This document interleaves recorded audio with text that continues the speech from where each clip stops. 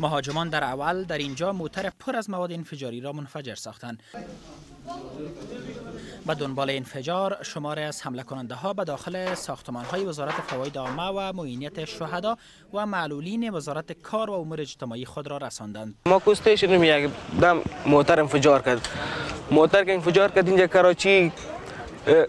کراچی لیمو بود و از اون میوه فروش یا فهمیدیم موتر که انفجار کرد. اینجا یک میوه فروش زخمی شد. دو دانه میوه فروش ها بود زخمی شد. نموس رفتن. نموس که رفتن ما دیگه اینجا استوریم که موتر انفجار کرد. فهمیدیم ما رفتیم سون خانه گریختیم. یک آدم میبینی شیشه شکسته. کلاگی دیگه وحشت زده شده بودن.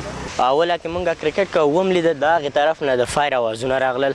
د فایر اوازونه چې راغلل مونږ ټول راجم شو دلته وردیدلو چې وردیدلو ایستا پولیسان ویل اپل لاړ شي چې خوګ نشي ایستا هغه طرف نه یو سپین کورولا موټر راغی ایستا پولیس ویل وتښتئ چې وتښتئ هغه د هغې ځینه راغی دلته ودرېده چې ودرېده ایستا مونږ چې د دې ځینه لږ هغه دهلیز خواته لاړلو ایستا دلته دا موټر چې دی چاودنه وکړه ایستا د هغې نه بعد مونږ دهلیز ته لاړو او مونږ سخت خیرېدلي او مونږ زه او د انډیوالان مې او مونږ دهلیز دروازه به بنده کړه.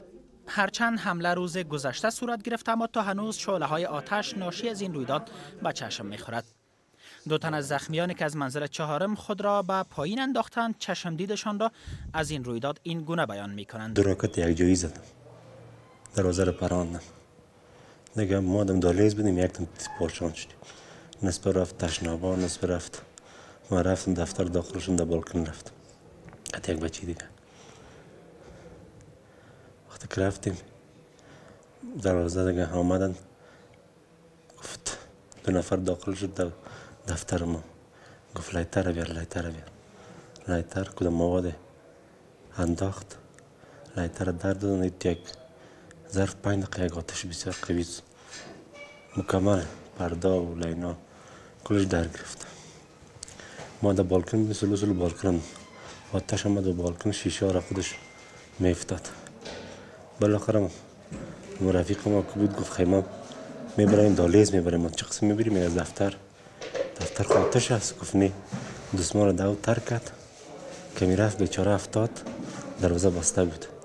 چی صدای چیغی ما که داخل شدم پس برآمد شیشه که لغت زدم اونجا پس تنفس کنم بیچاره اونجا شهید شده در گرفت. حادثه داسې وه چې د شهدا ملین دیوال والوځاوه دوی مستقیم له بلې لارې راغله وزارت ته ننوت. کله چې راننوتل دغه زرې دروازې و داسې ریاست وې ټولې په راکټ والوځولې. بیا په هر دیوال چسپکي بمونه یې ښودل ایلوځول. بیا موږ یو اتاق کې ګیر کړو ډېر کسان یې ووژل. ناګزیر سوم زم چې ځان واچوم څلورم منزل نه انتحاریان و همغه نه نور تاکاو کې چې ولیدم او نور په ځان پوه نه سوم. تر اوسه پورې دا شفاخانه کې پروت یم. څلورم منزل نه ځان وغورځوم. دوی چې حالت چې راننوتل مخې دروازې په بم الوځولې چسپکي بمونه یې ښودله او د زرې دروازې په راکټ وویشتې. هر دفتر ته ننوتله اور یې اچوه دفترو ته او هر سړی چې په ګیر ورته ویشتې په هېچا یې صرفه نه کوله. ماشومان خو په هغه کې وه دغه وړکتون کې وه.